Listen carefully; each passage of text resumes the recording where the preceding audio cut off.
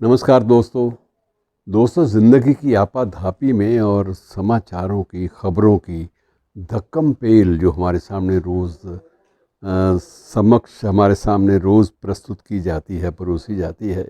उसमें अदीबों को याद कर पाना या याद रख पाना निरंतर कई बार बहुत मुश्किल हो जाता है, क्योंकि अदीब, साहित्यकार, कलमकार कोई हमारी ज़िंदगी का बहुत ज़्यादा अनिवार्य हिस्सा हो कि उनके बिना हमें सांस ना आती हो, ऐसा भी समझा जाता है कि ऐसी कोई बात नहीं है। लेकिन इन दिनों में फिर से एक बार कुछ एक पुराने लेखकों को उनका उनका उनका पुनर्पाठ भी हो रहा है। पुराने लेखकों को बड़ी शिद्दत के साथ याद किया जा रहा है, और इसी कतार में बाकी लोग तो हैं, प्रेमचंद जी हैं, मंटो हैं, सब कुछ हैं, लेकिन इस्मत आपा को बिल्कुल नए अंदाज में याद किया जाता है। और इस्मत आपा के बारे में जितना भारत में लेख छपे इन दिनों में, उससे भी कहीं ज़्यादा पड़ोसी देश पाकिस्तान में भी छपे। यद्यपि पाकिस्तान में, आज के पाकिस्तान में इस्मत आपा जैसी दबंग महिला लेखक का जिक्र करना भी एक बहुत बड़ी जुर्रत है, लेकिन जब ये जुर्रत होती है तो उस वक्त सारी सीमा रेखाएं जो हैं वो टूट टाट जाती हैं। इस्मत आपा के बारे में दो चार बातें मैं आपसे ज़रूर साझी करना चाहता हूँ, जो शायद आपकी याददाश्त में कहीं इधर उधर दब गई हो। उनमें एक पहली बात तो ये थी कि उनकी एक अंतिम वसीयत थी कि मुझे आप ये कब्र में मत लेटाना, मैं वहाँ तो मेरा दम घुटेगा। शिद्दत एक सोच के देखिए कि मैं कब्र में दफन नहीं होना चाहूँगी, मेरा दम घुट जाएगा, मेरी जान निकल जाएगी। अरे जान तो निकली पड़ी है कब्र में आपा, तभी जाओगी जब जान निकल जाएगी। लेकिन उसकी एक एहसास की तीव्रता देखिए। वो कहती है कि मैं अपनी वसीयत में लिखती है कि मुझे इलेक्ट्रिक क्रीमेटोरियम में ही मुझे मेरा जो शव है उसको उसको राख के रूप में बदला जाए, और बाद में उस राख को आप किसी कब्र में लिटा दें, कहीं भी आप बिखेर दें, मुझे कोई इतराज़ नहीं है। और यदि पाकिस्तान में होती तो यकीनन उनको कब्र ही नसीब हो पाती, लेकिन क्योंकि वो वहाँ से चलकर भारत में आ गई थी, तो भारत में एक तो बात है कि हम अंतिम इच्छा का सम्मान ज़रूर करते हैं। उनकी अंतिम इच्छा का भी सम्मान हुआ और उनको बड़ी शिद्दत से याद भी किया जाता रहा।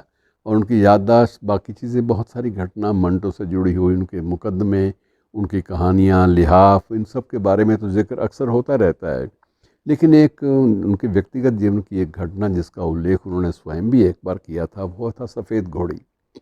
तो घर में उनके, वो स्वयं लिखती हैं एक स्थान पर अपने संस्मरणों के, घर में एक सफ़ेद घोड़ी थी, और वो सफ़ेद घोड़ी बारी बारी से कभी मेरे छोटे भाई को, कभी बड़े भाई को, कभी किसी को, कभी किसी को उस पर सवारी करने की इजाज़त थी।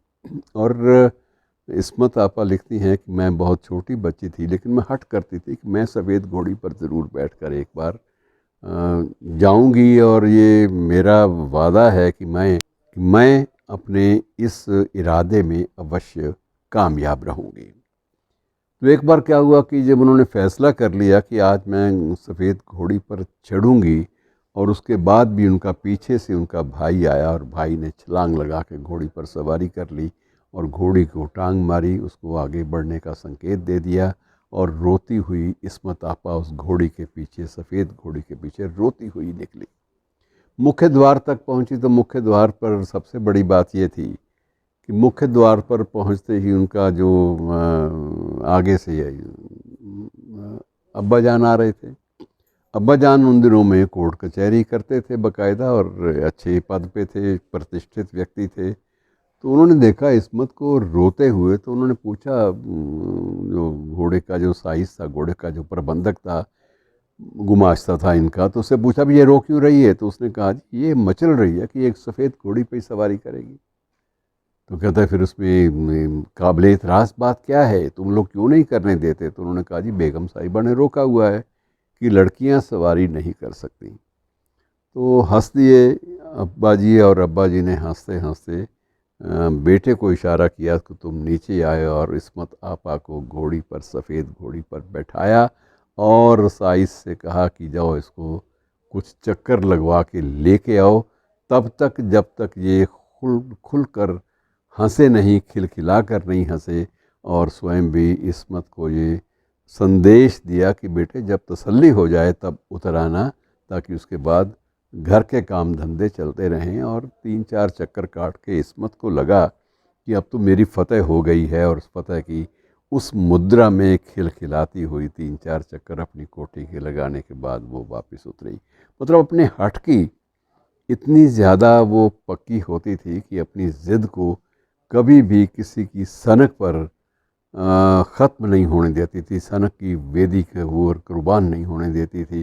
हमेशा एक था कि मैं जो संकल्प करूँगी वो उसको पूरा करूँगी। और यही बात उनकी कहानी लिहाफ के बारे में थी। बड़ा हंगामा मचा था, बहुत ज़्यादा, लेकिन उस हंगामे के बावजूद उस कहानी का ज़िक्र, उस कहानी के बारे में अपने बहुत सारे वक्तव्यों में ज़िक्र खुलकर इस्मत आपा ने किया, और कोई संकोच मन में नहीं पाला कि मैं किसी ऐसे विषय को छू रही हूँ जिस विषय पर एकाधिकार पुरुषों का है। शुक्रिया।